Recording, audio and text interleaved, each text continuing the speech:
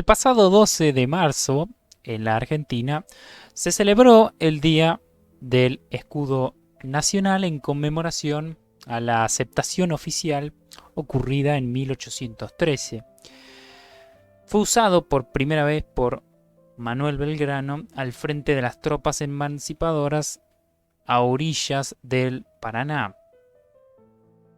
Antes de la Asamblea General del año 13, se utilizaba comúnmente el sello de las armas reales, el mismo de la época del virreinato, por el simple motivo de que no había todavía un aparato institucional independiente que reprodujera los símbolos de una nación independiente.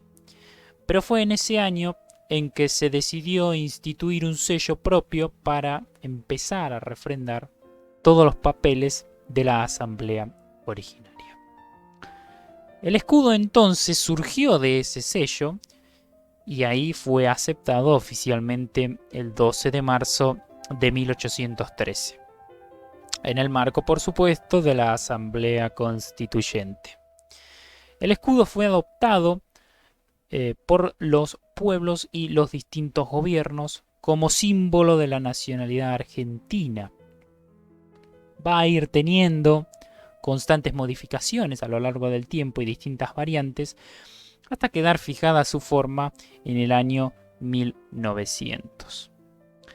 Por fin, en el año 1944, el Poder Ejecutivo Nacional reglamentó la uniformidad de todas las variantes que se utilizaban como escudo. Según la heráldica, que es la disciplina que estudia las figuras, los signos y divisas de este tipo de símbolos, aunque en especial se centra en las armas y en los escudos, los emblemas que componen el escudo argentino representan en conjunto gloria, unión y libertad. Aunque esta versión es la que está masificada, pero cuando entramos a ver parte por parte y más en profundidad, el origen de los simbolismos que se encuentran en el escudo cambia un poco. Así que en el video de hoy vamos a ir parte por parte viendo cuál es el verdadero significado y origen de las partes. Voy a centrarme en el conjunto manos pica gorro, ya que son los símbolos esenciales del emblema y que son los que transmiten un mensaje tanto para argentinos como los hombres libres de todo el mundo. Sin más ni menos, empecemos. Los brazos y el apretón de manos que hay en el escudo.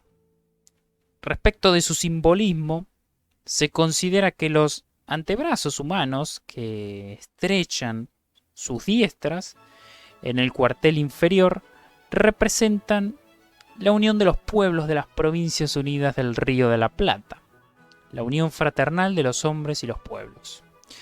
Los brazos, y esto es importante destacarlos, se encuentran de forma horizontal y encajados una con otra.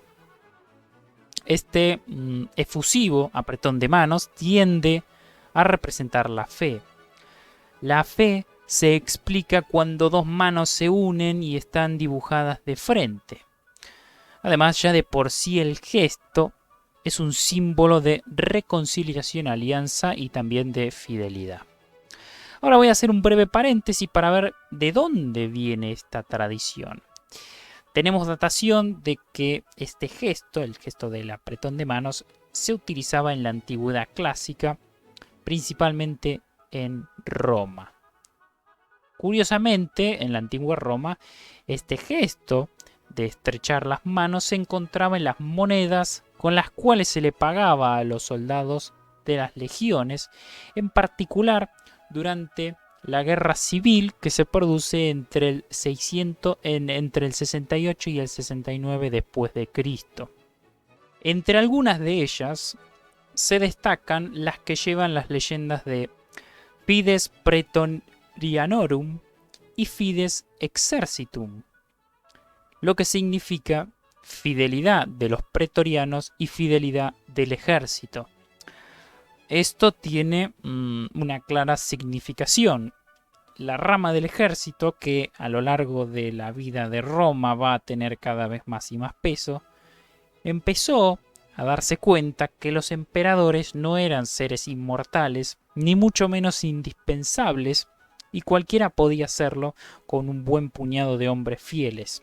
Lo que se va a ir viendo, y esto tampoco es casualidad, que las legiones empiezan a jurarle lealtad a sus propios generales, que son los garantes de la gloria y de las riquezas, porque recordemos que muchas veces los sueldos pagados por el Estado nunca llegaban. De esta manera, a un general se le podía otorgar tal dignidad, y repito, esto no pasó, esto hizo eco entre las filas del ejército. Por eso las monedas para los soldados y los gestos de las manos, por supuesto, para conservar la lealtad del ejército. Existen también un gran número de otros ejemplos de piezas numismáticas que también ostentan manos estrechadas, pero para no hacer un video de 78 horas de extensión, lo vamos a dejar solo con el de las monedas romanas. Ahora bien, en nuestro escudo, ¿qué significa? Como ya dije anteriormente, tiende a representar confianza, pero hay algo interesante, que es la descripción más antigua que tenemos, que data de Juan Manuel Beruti. No hay que confundirlo con el hermano Antonio Beruti, que fue, sí, el militar revolucionario que participó en la Revolución de Mayo, que data del 1813 y dice: las manos juntas significan la unión de las provincias. Años después, un ciudadano va a escribir en el Argos de Buenos Aires, que es un diario sumamente leído para la época, y dice: las manos entrelazadas jamás ha creído nadie pudiesen simbolizar otra cosa que la amistad. Sin embargo, entre nosotros se ha considerado como símbolo de la unión. Queda claro que la unión de la que está hablando hace referencia a las provincias y a la totalidad del pueblo argentino. Pasemos ahora al siguiente elemento, que es la pica, que va a estar sostenida por ambas manos. Ahora bien, un poco de la historia de la pica. La pica es un arma de asta con un hierro pequeño y agudo en la punta, cuyo uso se lo daba la infantería para repeler ataques de caballería frontales. Las picas son similares a una lanza, pero mucho más grandes en longitud, y podían llegar a medir entre 3-4 metros. Por supuesto, a medida que se fueron utilizando, las picas fueron ganando tamaño, tanto de asta como de punta. Las picas más grandes podían superar con facilidad los 6 metros de longitud. Para su construcción se utilizaba el fresno, que era de las maderas más duras, que incluso algunas veces se llegaba a reforzar con 2 tiras de acero, una a cada lado del asta. Ahora hay un problema. Siendo un objeto tan largo, esto no condice con la escasa longitud que tiene el que aparece en nuestro escudo. Encima, si sumamos la descripción que da Beruti, que la llama, cito, bastón y palo, pareciera que no es en sí una pica. Sin embargo, las dudas se despejan cuando vamos a la primera descripción oficial del sello de la Asamblea, que se encuentra precisamente en la Ley de Amonedación del 13 de abril. Allí se lee, cito: al pie de la pica y bajo las manos que la afianzan. De esta manera no tenemos duda de que se trata de una pica y cuál fue, de alguna manera, la intención de los asambleístas.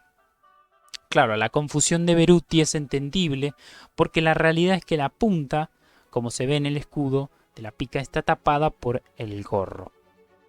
En lo que a nosotros nos importa, con respecto al simbolismo, la pica está indisolublemente unida al gorro, como aparece en nuestro escudo, y esto tiene un origen a la práctica realizada remontándonos muchos pares de años atrás, en los Países Bajos y principalmente en Francia, pero con una particularidad.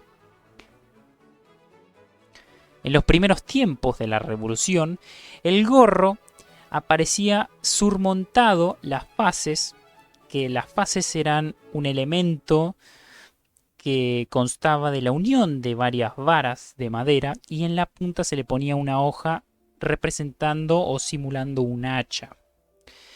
Y esto era usado por los lictores, que justamente cuando digo aparecía surmontado las faces de los lictores, que los lictores eran en la antigua Roma un puesto público similar a un policía que era el encargado de mantener el orden en la asamblea, y si te portabas mal o no dejabas hablar, te partía la cabeza con justamente las faces.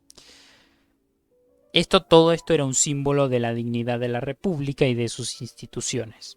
Ahora bien, el cambio de las faces por la pica, como sostén del gorro, se produce hacia mediados de 1792-1793, porque la misma respondía mejor a las ideas de la época y tendría consagración en septiembre de ese año, cuando la Convención Francesa aprobó el sello del Estado, y también suman a una mujer sosteniendo la pica, representando todo con en la punta de la pica el gorro de la libertad.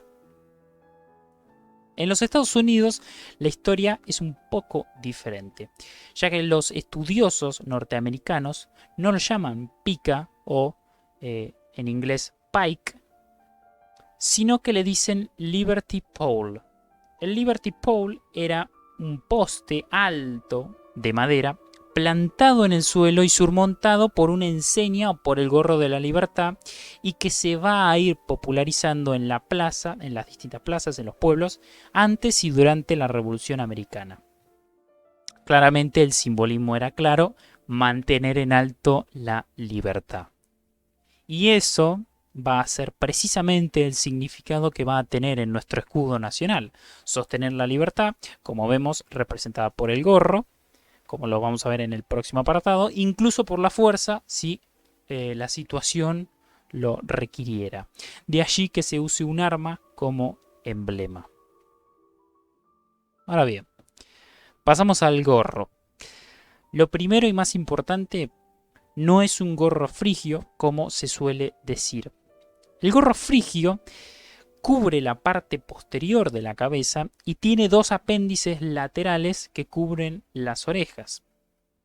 El primero en hablar de gorro frigio, curiosamente, fue Domingo Faustino Sarmiento, en un discurso que va a inaugurar una estatua de Belgrano durante su presidencia.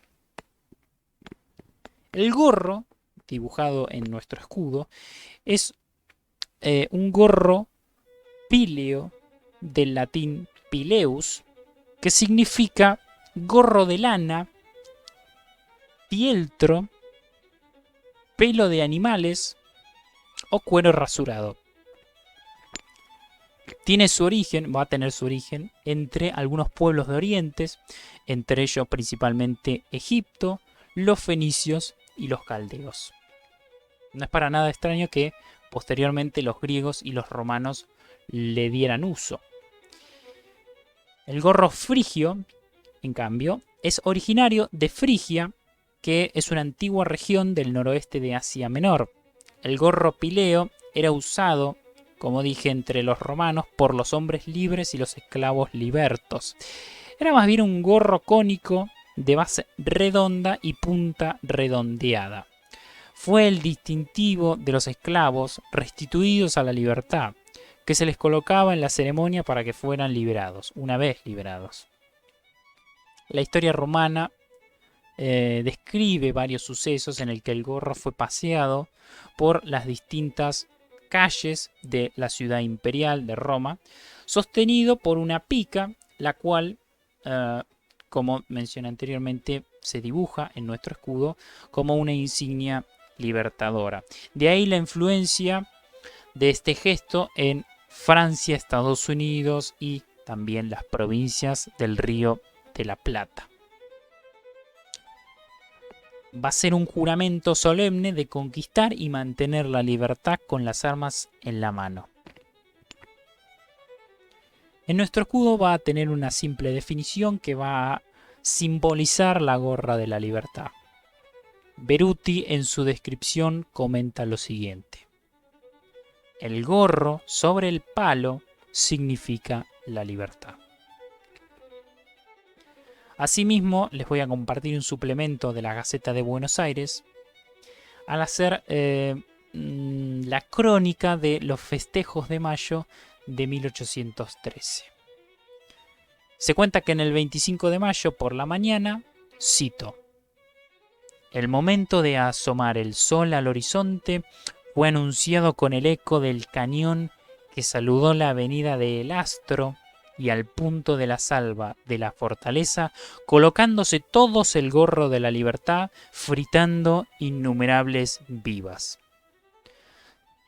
Beruti sigue en su diario narrando que el 24 se representó una especie de comedia y que las autoridades que concurrieron a presenciarla llevaban sombreros, distintos tipos de sombreros, un gorro colorado, símbolo, según él, de la libertad, a cuyo acto concurrió todo el pueblo espectador igualmente con gorros por sombreros, siendo tal lo que estimuló esto a los buenos patriotas, tanto hombres como mujeres, que todos se los pusieron y siguen con él cuando no en la cabeza.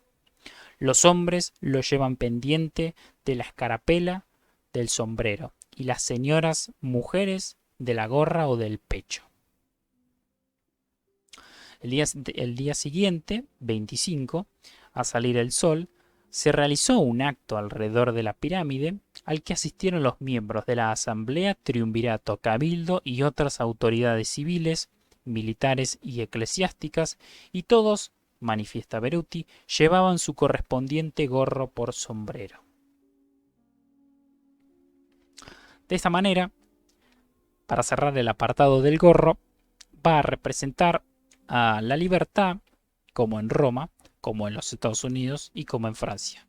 Por eso, su denominación apropiada es la de el gorro de la libertad.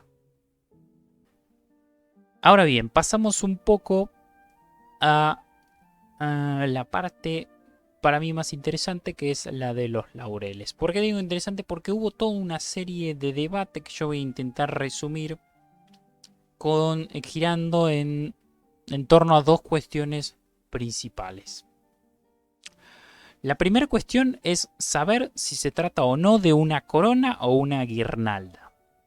Varios autores afirman que efectivamente se trata de una corona y no una guirnalda, porque no tiene solución de continuidad completa. Es decir, que las ramas en la parte inferior se cruzan y se hallan atadas por un moño, mientras que en la parte de arriba se tocan apenas ligeramente. La segunda cuestión importante que se ha discutido con bastante animosidad son las ramas. Si estas mismas ramas son verdaderamente laureles o si por otro lado son de olivo, como lo va a describir Beruti y fue reiteradamente contado por la Asamblea del siglo XIX. Si uno analiza y se para detenidamente a ver la imagen de las ramas, estas no corresponden a una planta ni de olivo ni del laurel apolineo o laurel noble, como se le llama aquí en la Argentina. Las hojas parecen ser de forma más bien lanceolada. En el olivo, las hojas se insertan por pares, pero en forma opuesta. En el laurel se insertan de una en una y en forma alternada, de manera helicoidal. Las dudas se esclarecen con el informe realizado por Martín Doelo Jurado en 1943, quien fuera el director del Museo Argentino de Ciencias Naturales. Se los paso a leer. Por la representación examinada, sería imposible decir con seguridad y con criterio estrictamente científico de qué especie particular de planta se trata. Las hojas figuradas no exhiben, en efecto, suficientes detalles como para una determinación específica, la cual, por lo demás, es siempre difícil basándose solo en las hojas. Por otra parte, el dibujo muestra deficiencias o errores del artista muy explicables. Así, por ejemplo, las hojas en la parte inferior de ambos lados aparecen como opuestas, mientras que en la parte media, sobre todo del lado derecho, figuran como alternas, lo que es contrario a las reglas de la filotaxis, siendo en el verdadero laurel siempre alternas. Además, las hojas del dibujo aparecen como sésiles, esto es, carentes de peciolo, mientras que las de laurel son brevemente pecioladas. Las ramas representadas no ostentan los pequeños frutos o bayas que generalmente acompañan a los dibujos del laurel y a las cuales los antiguos atribuían sin duda un significado especial. En cuanto a la forma de las hojas, cabe observar que si bien se asemejan más o menos a las del laurel, tampoco coinciden exactamente con las de dicha especie. Sin embargo, procediendo por exclusión, puede aceptarse como conclusión lógica que la planta que se ha querido representar es el verdadero laurel, que simboliza la gloria y era llamado laurel de Apolo o laurel de las poetas por los antiguos. Es la especie llamada botánicamente Laurulus nobilis linneo, originaria de la región del Mediterráneo, pero que se cultiva frecuentemente y se desarrolla muy bien en nuestro país. Dejando de lado un poco las discusiones técnicas y claramente porque lo que acabo de leer es casi inentendible porque es un director del Museo de Ciencias Naturales, volvemos un poco al significado de los laureles y el origen. Su simbología se remonta a los griegos, ya que los laureles eran un símbolo del dios Apolo y lo utilizaban como premio a los ganadores en los distintos torneos en honor al mismo dios. Estoy hablando de los juegos píticos y de los panhelénicos.